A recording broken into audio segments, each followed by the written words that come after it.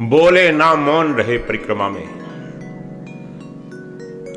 बोलना पड़े तो बहुत संक्षेप में बोल दे या इशारों से बोल दे। नर्मदा में जाए तो मौन रहे। दिन भर फोन पे हेलो हेलो हेलो करते रहते हैं, वीडियो कॉलिंग करते रहते हैं, दिखाते रहते हैं राम प्यारी को, यहां पहुंच गया, वहां पहुंच गया, वहां पहुंच गया।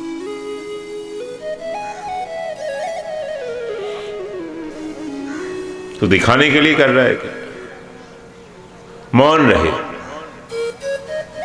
मौनम सर्वार्थ साधनम, और जप करता रहे। नर्मदाये नमः, रेवाये नमः, नर्मदाये नमः, नमामि देवी नर्मदे, नमः शिवाय, नमः शिवाय जप करता रहे।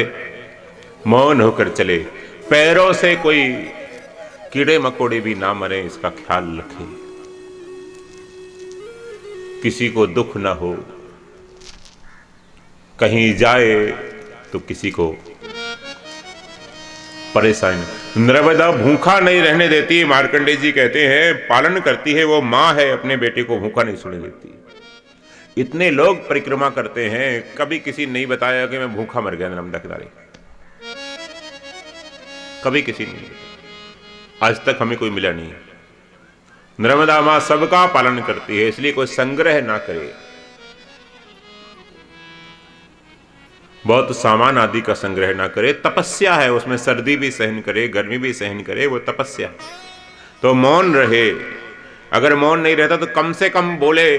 ये वाणी के 4 दोषों से बचे। जबान में 4 दोष होते हैं। कौन कौन से? निंदा, किसी की निंदा चुगली, पहला दोष ये है जबान में। दूसरा दोष ये है, मार्कंडेय जी कहते हैं असत्य ना बोले, कभी झूठ ना बोले परिक्रमा में। घर में भी परिक्रमा करके आ गए, उनको तो बिल्कुल पालन करना चाहिए, जीवन भर नहीं। तो निंदा ना करे, झूठ ना बोले। तीसरा, जबान से किसी का अपमान ना करे। और चौथा, गाली ना दे, अपशब्द ना बोले।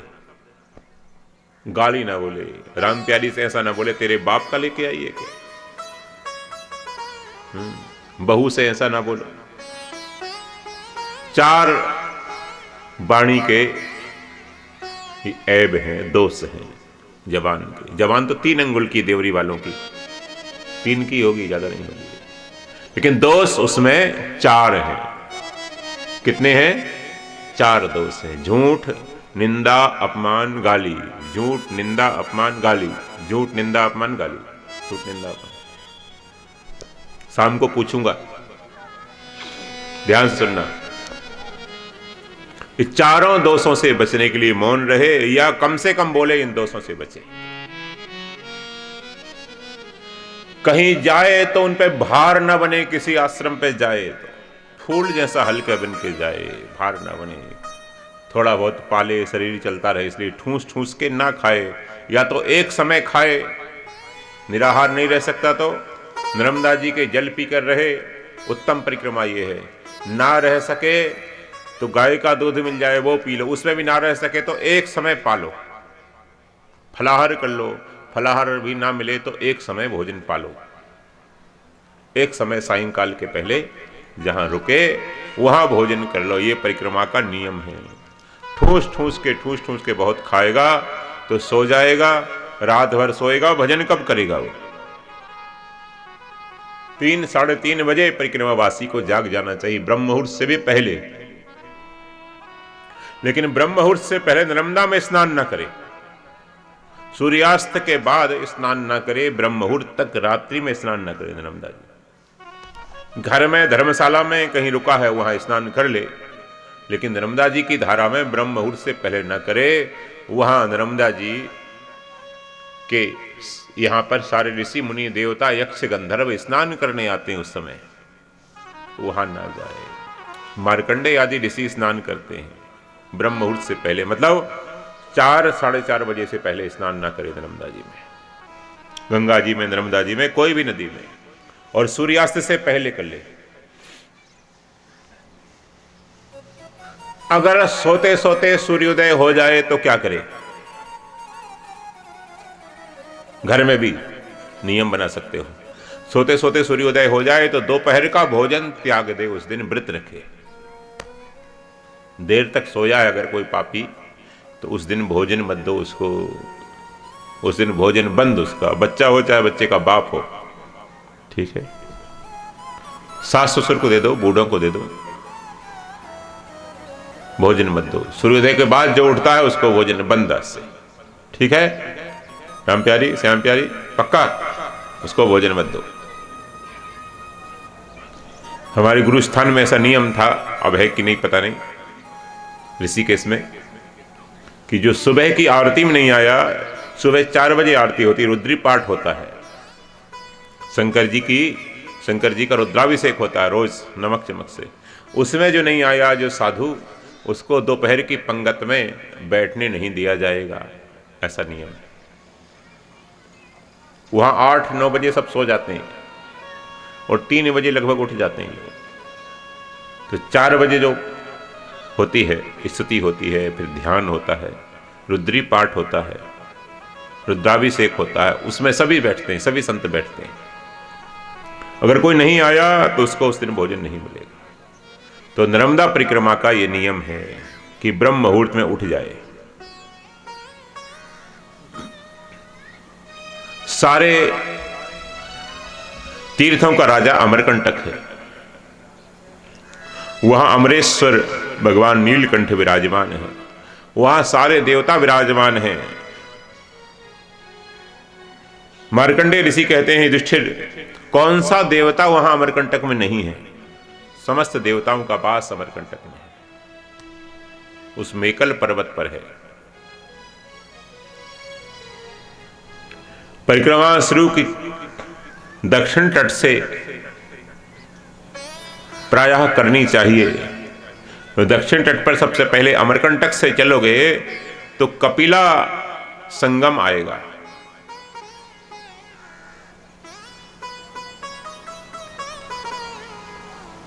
कपिला जी कौन है? कपिला जी की उत्पत्ति कैसे हुई? तो एक कल्प में तो ऐसा है, कपिल भगवान की तपस्थली है अमरकंटक में, सारे देवता सारे भगवान के अवतार आते हैं, हनुमान जी महाराज भी आते हैं, आगे चल के कथा आएगी। तो कपिला का जो प्रादुर्भाव है वो कैसे हुआ ये बताते हैं। कपिल भगवान की तपस्थली एक कल्प में, दूसरे कल्प में यह है कि भगवान शंकर और भगवती सती ये तीर्थ यात्रा करते रहते हैं। विवाह के बाद पत्नी को घुमाना चाहिए नहीं, तो तुम तो कंजूसी करते हो, पटेलन को कहीं ले जा नहीं देते, लेकिन घुमाना चाहिए। तो भगवान शंकर से सीखो, कहां ले जाते हैं? सत्संग में ले जाते हैं। रामायण में आप पढ़ते हो ना, एक बार त्रेता युग माही शंभु गए कुंभज ऋषि पाही। सत्संग के लिए जाते हैं। एक बार त्रेता युग माही, एक बार त्रेता युग माही, शंभु गए कुंभज ऋषि पाही, शंभु गए कुंभज ऋषि पाही। संघ सती जग जननी भवानी, संघ सती जग जननी भवानी, पूजे ऋषि अखिलेश्वर जानी, पूजे ऋषि अखिलेश्वर जानी। राम कथा मुनि वर्ग बखानी, राम कथा मुनि वर्ग बखानी, सुनी महेश परम सुख मानी, सुनी महेश परम सुख मानी, परम सुख मानी, परम सुख मानी। तो भगवान शंकर भगवती जगदम्बा को साथ में लेकर घुमाते हैं।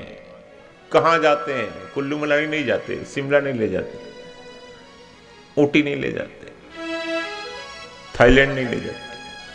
कहां ले जाते हैं? सत्संग में ले जाते हैं। तो अब की बार अमरकंटक में आए हैं सत्संग के लिए, और अमरकंटक में सत्संग किया है। सत्संग करके बाद तीर्थ स्नान किया है, तीर्थ स्नान रोज करते हैं। तो भगवती की सखियों ने, जया विजय आदि ने भगवती के वस्त्रों को निचोड़ा है। वहां नर्मदा से दूर निचोड़ना चाहिए ना, तो निचोड़ने से जो धारा वही है भगवती जगदम्बा के दिव्य अंगराग से मिश्रित जो धारा वही है, वो कपिल रंग की धारा वही है। कपिल रंग की, थोड़ी भूरी पीली सी जो होती है ना, कपिला गाय देखिए, वैसी उस तरह की धारा वहां से प्रवाहित हुई है। और वो धारा चली है आगे चलकर भगवती नर्मदा जी में वो मिली है वो धारा, तो वह है कपिला संगम कहलाता है। कपिला और विसल्या दोनों उनके नाम हैं। विसल्या नाम कैसे पड़ा? बोले जब देवासुर संग्राम हुआ तो देवासुर संग्राम में भगवती नर्मदा के जो धर्मपुत्र हैं अथवा पुत्र हैं, उनको बहुत ज्यादा शल्य लग गए, उसमें सूल लग गए। वो सूल कहीं नहीं निकल रहे थे उनके। वो सूल जाकर जब वहां कपिला में स्नान किया, कपिला संगम में स्नान किया, तो वो सूल सारे निकल गए। इसलिए उनका नाम हो गया भगवती विसल्या। संसार के सूल निकालने वाली, जितने टेंशन हैं उनको निकाल देती हैं, विसूल कर देती हैं जीव को, सूल रहित, ताप रहित कर देते हैं, टेंशन फ्री कर देती हैं। इसलिए विसल्या नाम पड़ा। बोलिए विसल्या माता की जय हो। आप लोगों की आवाज नहीं आती, लगता है कि आज नाश्ता वास्ता भी नहीं किया। तो विसल्या संगम है, कपिला संगम है, महर्षि कपिला की तपस्थली है, और भगवती सती ने वहां स्नान किया है। कई कथाएं जुड़ी हैं कपिला से। और आगे चले हैं, त्रिपुरासुर का उद्धार किया है भगवान शंकर ने। 3 पुर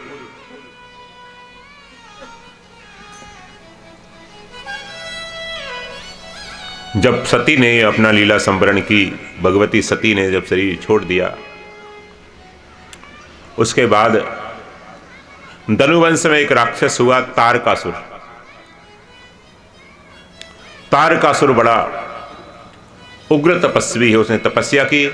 ब्रह्मा जी जब वरदान देने के लिए आए तो तारकासुर ने वरदान मांगा कि मैं अमर हो जाऊं।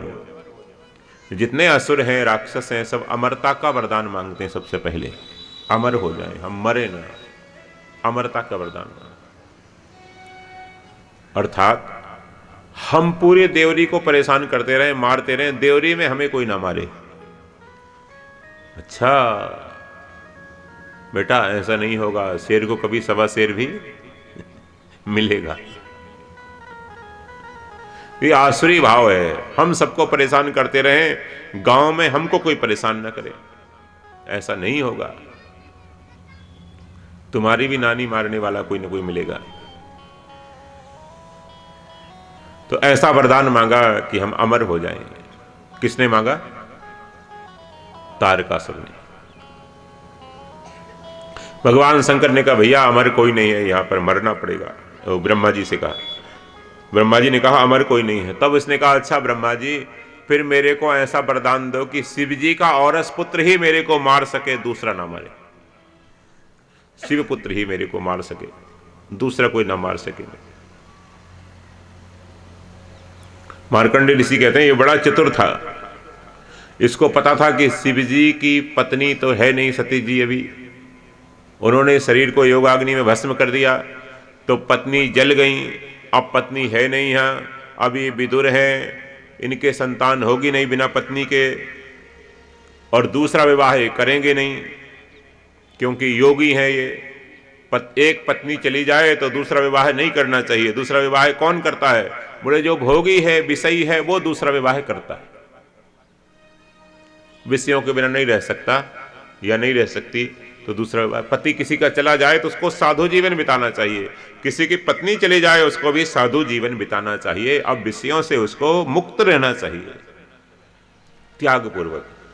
लेकिन त्याग होता नहीं है महाराज। आजकल घर में रहते क्या करें, तो लोग कर लेते हैं, बाकी नहीं करना, शास्त्र की ठीक। तो शंकर जी तो ऐसे महापुरुष हैं, ये तो विवाह दोबारा करेंगे नहीं। विवाह विषयी करता है, अथवा विवाह उस स्थिति में करता है कि भाई पहली पत्नी के बच्चे छोटे हैं तो उनको संभालने वाला कोई चाहिए, और बच्चों का पालन तो माँ ही करती है, पुरुष तो करता नहीं है, तो कोई चाहिए घर में, तो वैसी भी परिस्थिति नहीं है।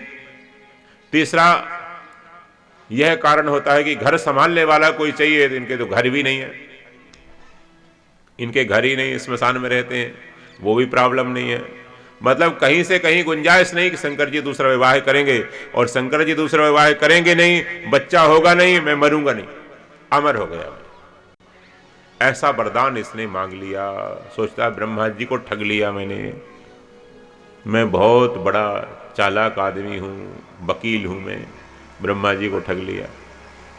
ब्रह्मा जी ने तथास्तु बोल दिया। अब इसका आतंक बहुत ज्यादा बढ़ गया। सब देवताओं ने भगवान शंकर की प्रार्थना की है, शंकर जी ने विवाह के लिए हां भरी है। शंकर जी का विवाह भगवती पार्वती के साथ हुआ है, और उनसे कार्तिकेय का जन्म हुआ है। कार्तिकेय का जन्म कैसे हुआ है? बोले भगवान शंकर का जो तेज है, पसीना है, उनका तेज है तपस्या का, उस तेज को अग्निदेव ने पान किया है।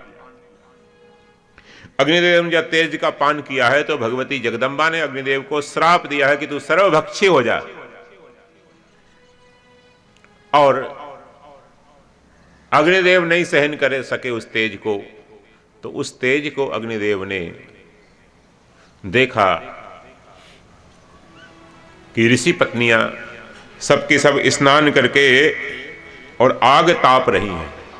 अनेक कल्प की अलग अलग कथा है। और उस आग में अग्निदेव ने धुएं के रूप में और उनके अंदर प्रवेश करा दिया। शिव जी का जो तेज था, शक्ति थी, शक्तिपात हो गई। वो सबकी सब गर्भधारण कर लेती हैं, लेकिन वह लज्जा से उस गर्भ को, उस तेज को वहां मुक्त कर देती हैं गंगा जी में।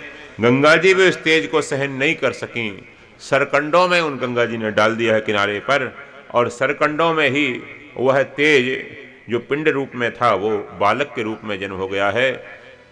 अब 6 कृतिकाएं देवताओं की जो माताएं हैं, 6 कृतिकाएं वहां आती हैं, देवियां।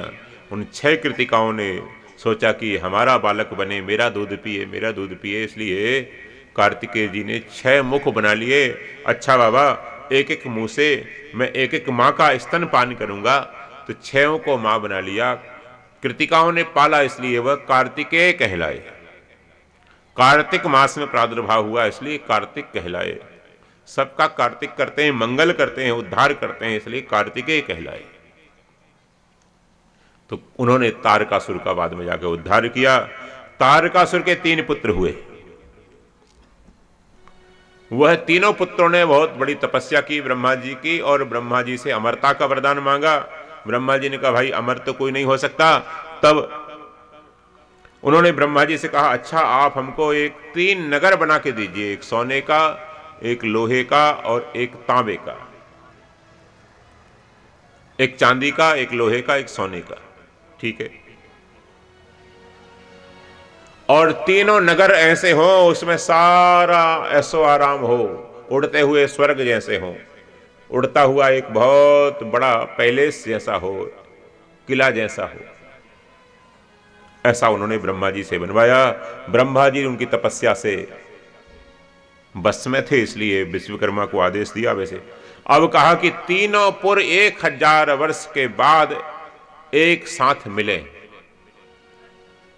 और उस समय कृतिवासा भगवान शंकर त्रिशूल चलाएं, और एक ही त्रिशूल से तीनों पुरों का भेदन हो जाए तो हम मरें, उसके अलावा हम ना मरें। क्योंकि इनको पता था कि हम शिव जी के भक्त हैं, और शिव जी अपने भक्तों की रक्षा ही करते हैं, मारेंगे थोड़ी। तो शिव जी की भक्त थे ये, और शिव जी की भक्ति करने लगे तीनों।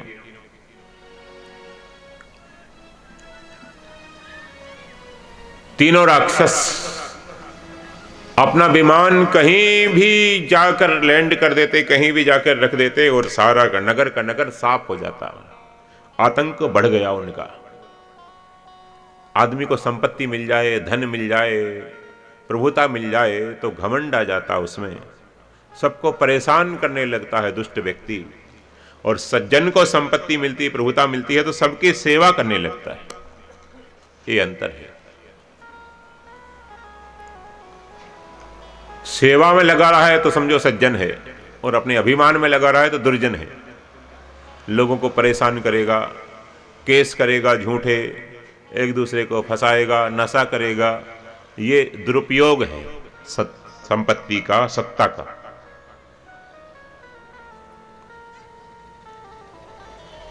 अब महाराज इनको कैसे मारें, इनका बड़ा आतंक बढ़ा। तब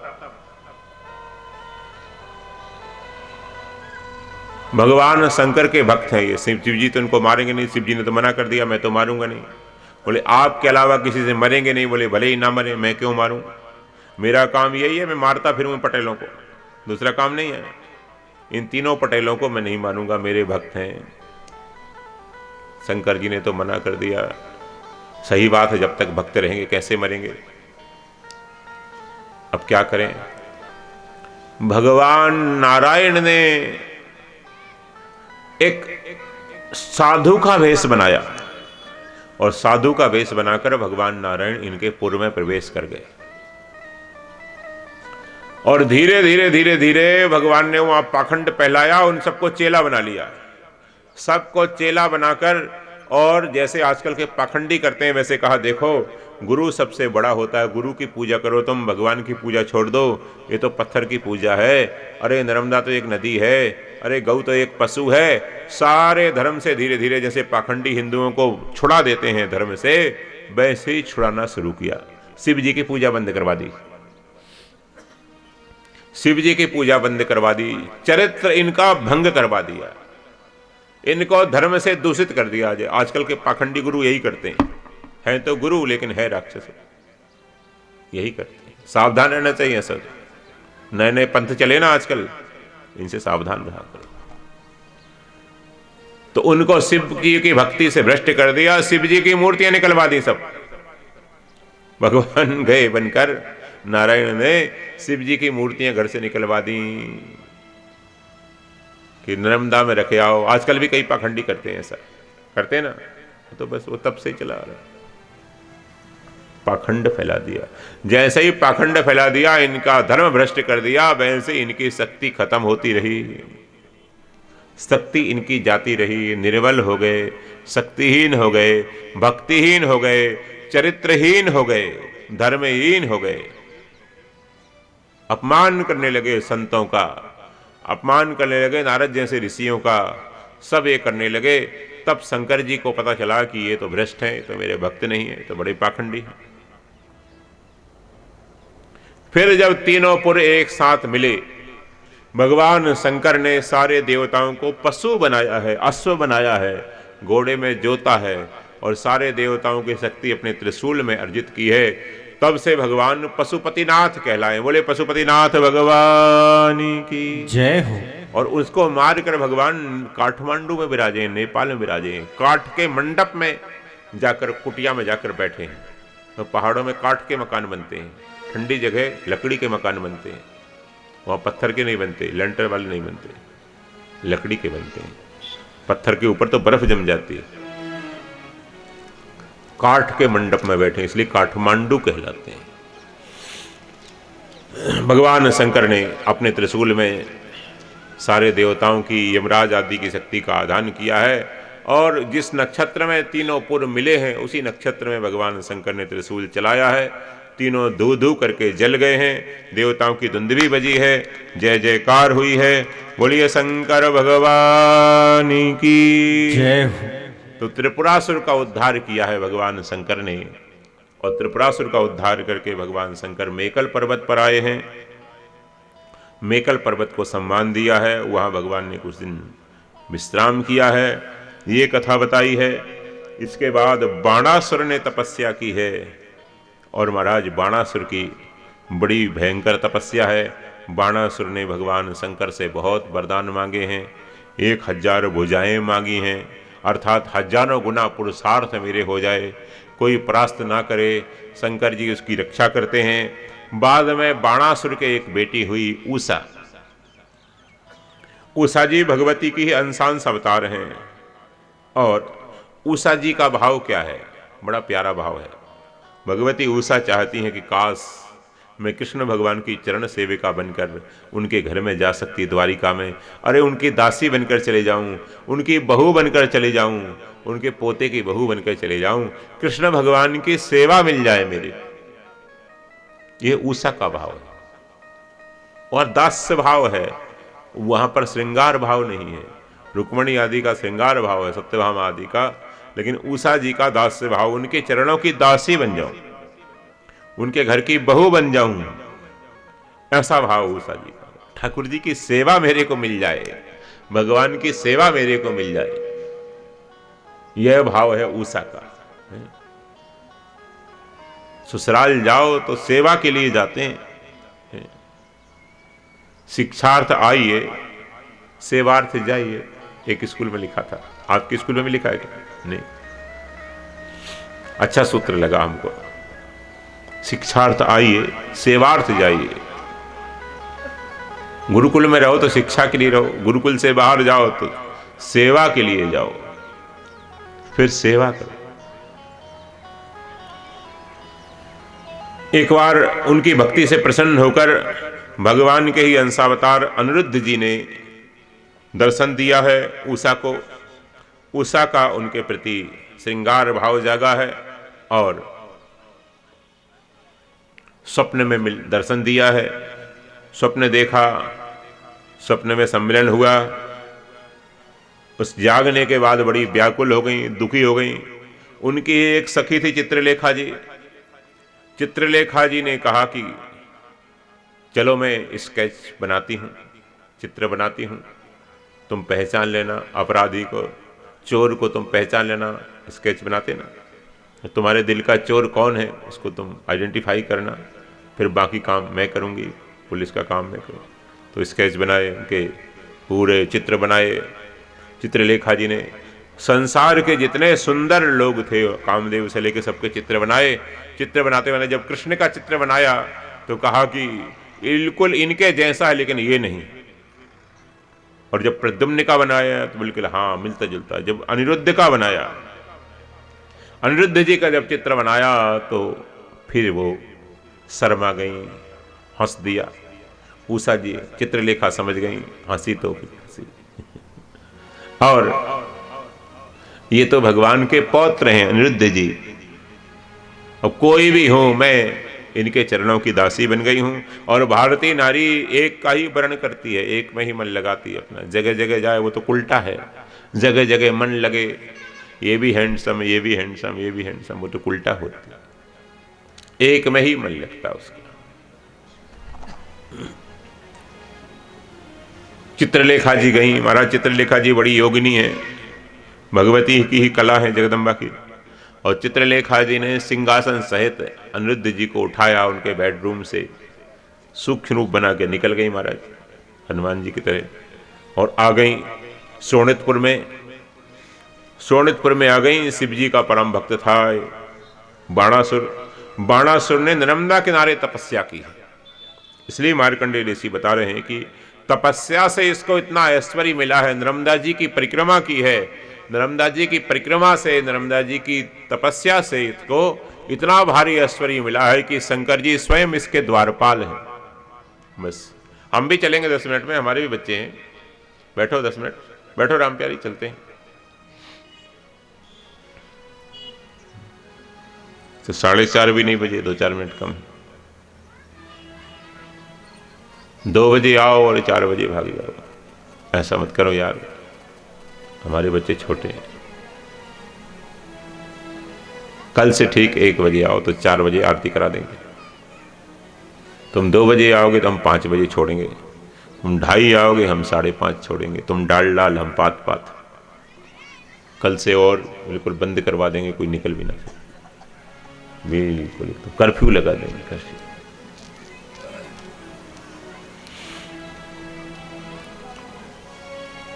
तो उषा जी ने अनिरुद्ध का दर्शन किया और अनिरुद्ध को चित्रलेखा जी ले आई। चित्रलेखा जी योग मार्ग से ले आई और अनिरुद्ध उषा का विवाह करा दिया। चित्रलेखा जी ने गांधर्व विवाह करा दिया। दोनों का विवाह हो गया, लव मैरिज हो गई, रहने लगे दोनों। एक दिन द्वारपालों ने जाकर सूचना दी बाणासुर को कि राजा साहब, राजकुमारी का जो महल है, उस राजकुमारी के महलों में राजकुमारी दासियां ही सेवा करती हैं, कोई पुरुषों का प्रवेश नहीं। एक पुरुष की आवाज कहां से आ रही है? बाणासुर ने सीआईडी लगाई, कोई पुरुष का प्रवेश आ गया। इसका मतलब मेरी बेटी ने मेरी नाक कटा दी। इसका मतलब मेरी बेटी खुद तो नरक जाएगी, बाप को भी ले जाएगी, क्योंकि कोई बेटी गलत करती है तो बाप भी नरक में जाता है, माँ भी नरक में जाती है। हाँ, मायके वाले भी नरक में जाते हैं। तुम लोग जरा पटेलन थोड़ा सा ध्यान से सुनो। खुराफात करोगे ससुराल में तो पीहर में माँ बाप को भी वो पाप का अंश भोगना पड़ता है। अरे तुम नहीं, तुम्हारा बेटा गड़बड़ करे तो नाना नानी को पाप लगता है, और बेटा भक्त हो जाए तो नाना नानी का उद्धार करता है। प्लस पॉइंट है तो माइनस भी है, ठीक है ना।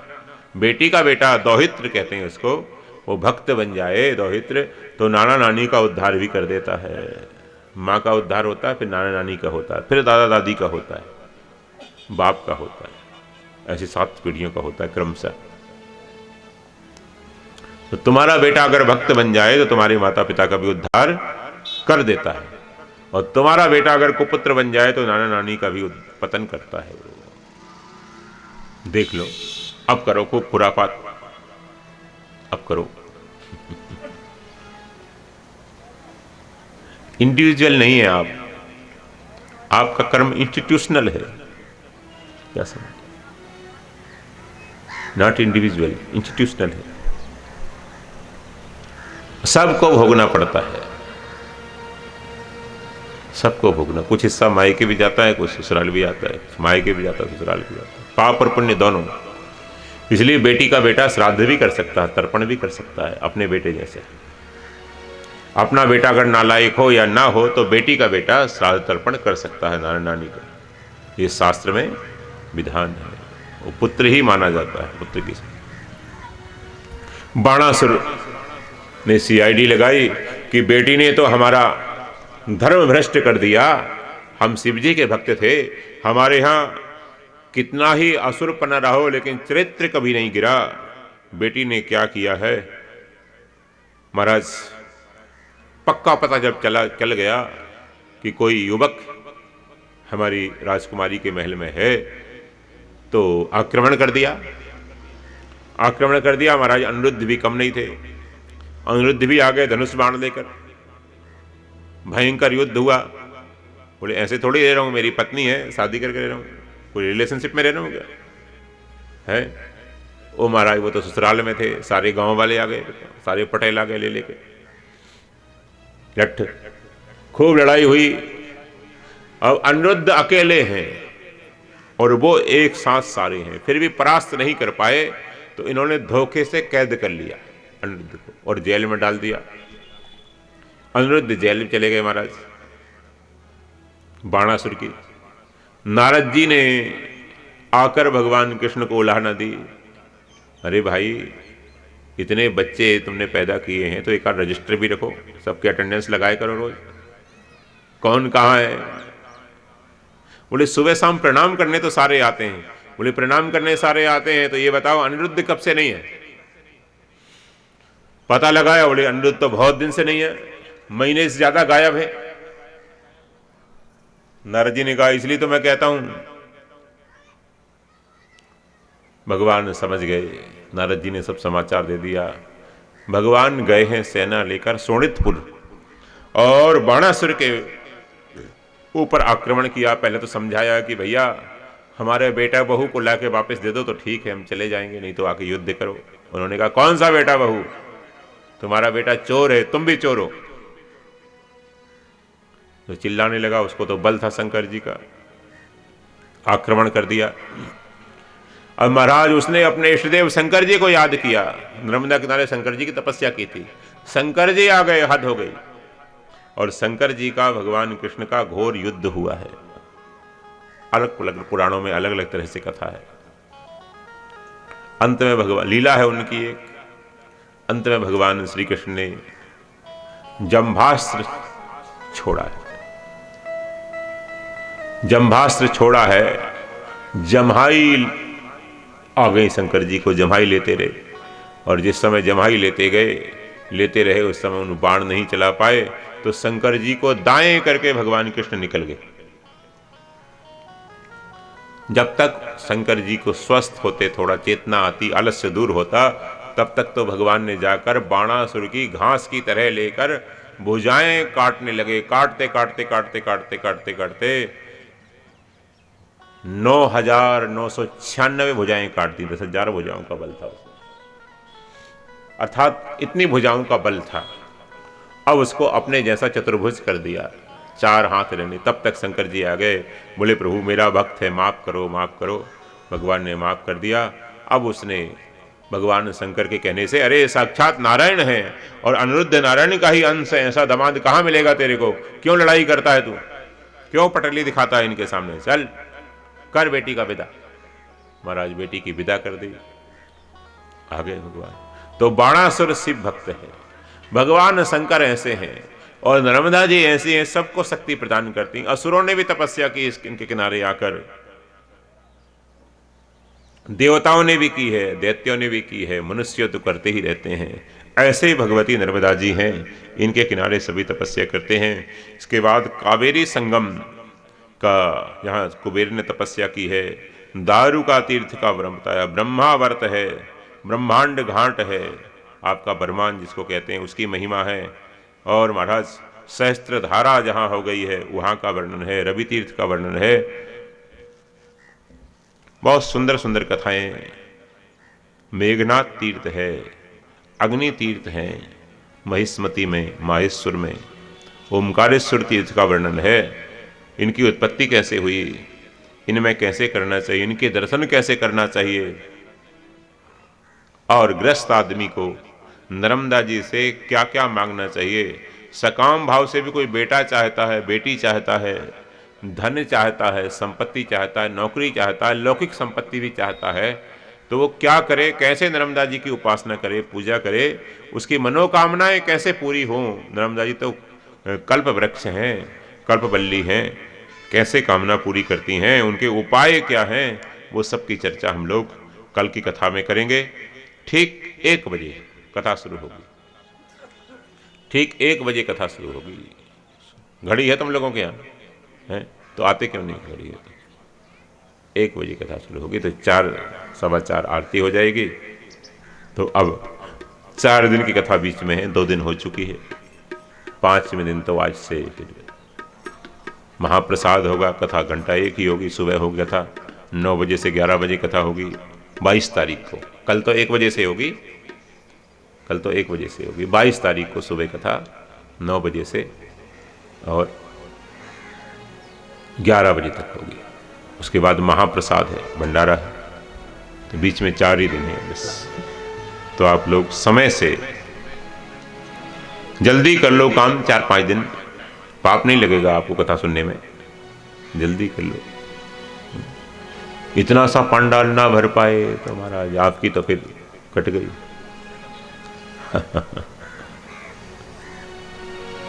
इसलिए सबको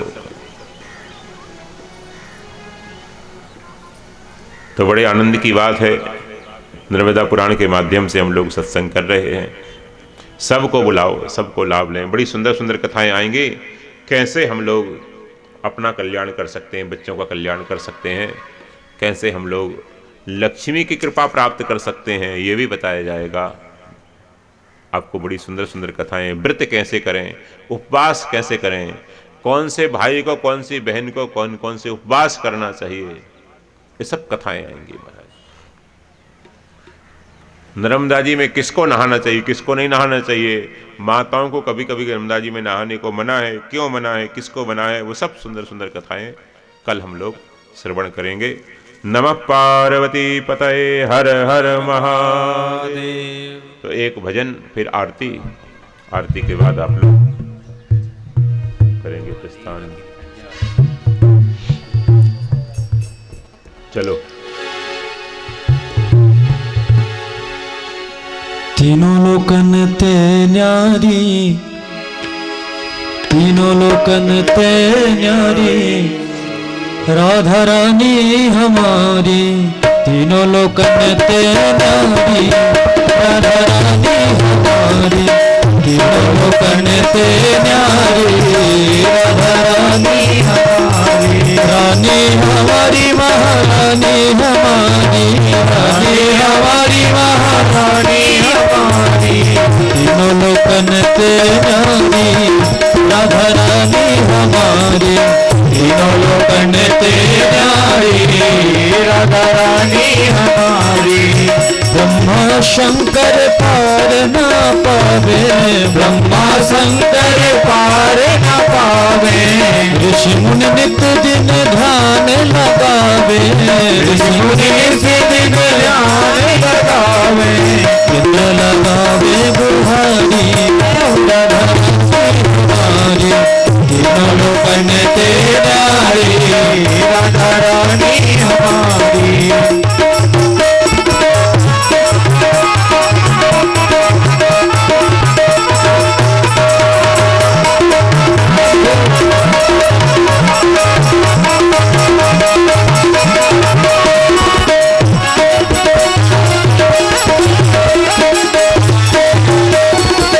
नित्युक्त दर्शन करने आवत, नित्युक्त दर्शन करने आवत। सुंदर श्याम चरण दो दावत, सुंदर श्याम चरण दो दावत। चरण को चाकर मोरारे, राधा रानी हमारी। तीनों लोकन ते न्यारी, राधा रानी हमारी। रानी हमारी महारानी हमारी, रानी हमारी महारानी हमारी। तीनों लोकन ते न्यारी, राधा रानी हमारी। तीनों लोकन ते न्यारी, राधा रानी हमारी।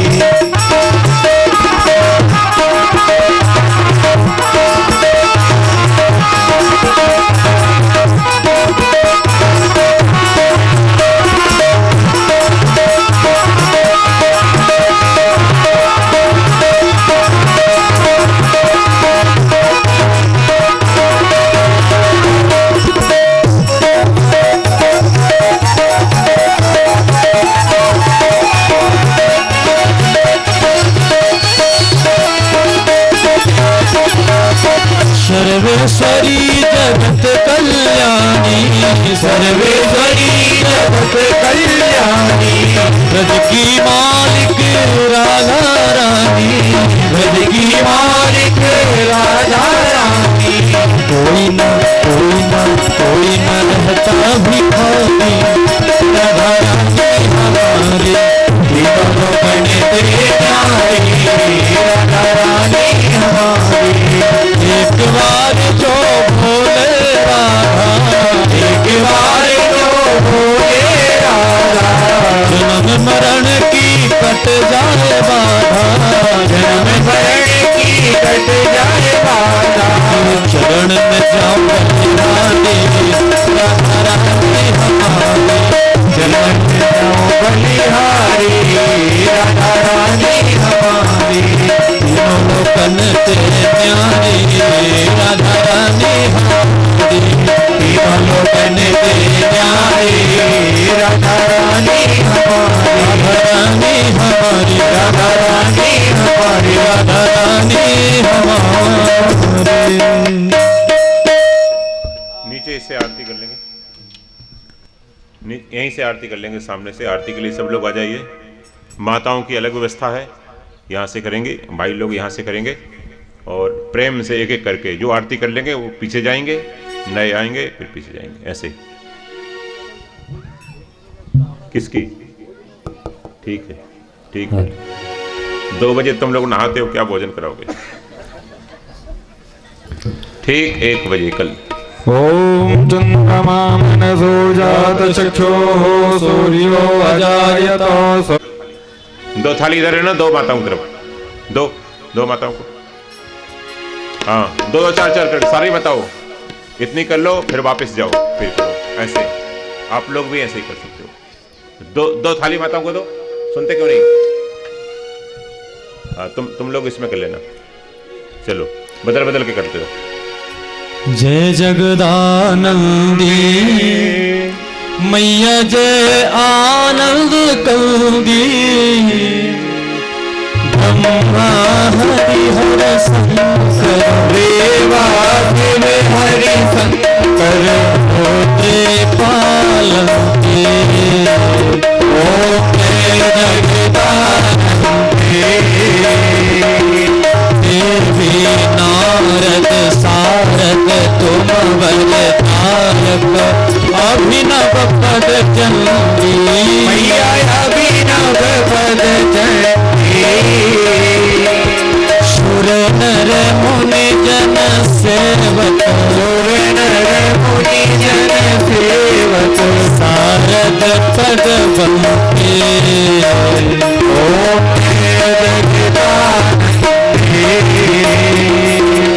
देवी धूम्रक वाहन राजत, पीड़ा वाजती मैया पीड़ा वाजती। झुमकत झुमकत झुमकत रमती वाजती।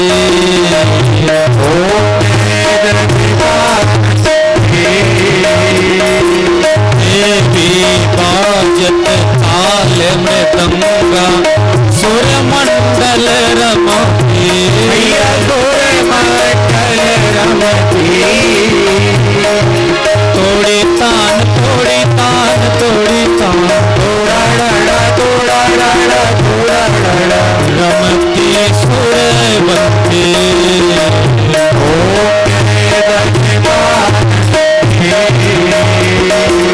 देवी सकल भुवन पर आप विराजे, निस दिन आनंद मैया निस दिन आनंद। गावत गंगा शंकर देवत रेवा शंकर, तुम भव में टंके।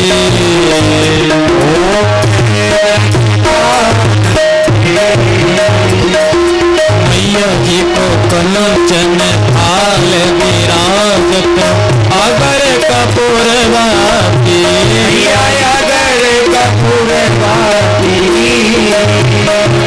अमर कंठ में विराजत, घाट में घाट विराजत, कोटि रतन ज्योति।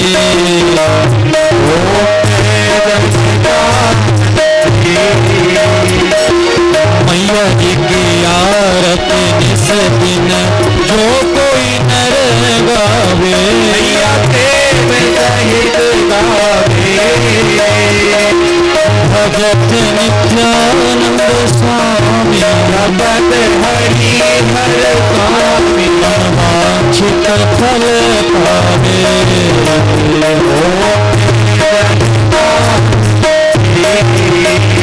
ओम जय जगदानंदी मैया जय आनंद कंदी, ब्रह्मा हरिहर शंकर देवा शिव हरि शंकर होते पालके।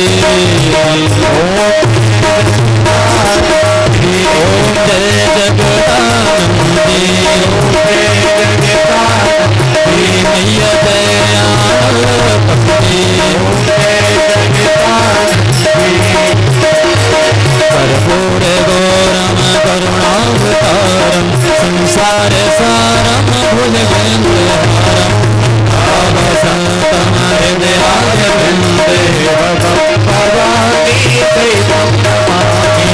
त्वमेव माता च पिता त्वमेव, त्वमेव बन्धुश्च सखा त्वमेव, त्वमेव विद्या द्रविणं त्वमेव, त्वमेव सर्वं त्वमेव देव। त्वमेव सर्वं मम देव देव, त्वमेव सर्वं मम देव देव, त्वमेव सर्वं मम जय जलेन सिद्धीकरणं आत्माभिवन्दनं पुष्पैः देवाभिवन्दनं मन्त्रपुष्पाञ्जलिः हरिः ओम ओम जजेन जजमयजं तदेवासानि धर्माणि प्रथमान्यासन्नातेहनाकं महिमानः सचन्तद्रपूर्वे साध्याः सन्ति देवाः सेवन्ति कावकुलचम्बकपाटलाब्जै पन्नागजातिकरवीररसालपुष्पै बिल्वप्रवाल तुलसीदलमञ्जरी त्वां पूजयामि जगदीश्वरि मे प्रसीद नानासुगन्धिपुष्पाणि यथा कालोद्भवानि च पुष्पाञ्जलिर्मया दत्ता ग्रहण परमेश्वरी शांगाय सपरिवाराय सायुधाय शक्तिकाय सवाहनाय भगवती श्रीदेवादेव्यै नमः बंद पुष्पांजलिं समर्पयामि। धरती की जय हो, अधर्म का नाश हो, प्राणियों में सद्भाव हो, विश्व का कल्याण हो, गौ माता की जय हो, नर्मदा माता की जय हो। नमः पार्वती पतये हर हर महादेव।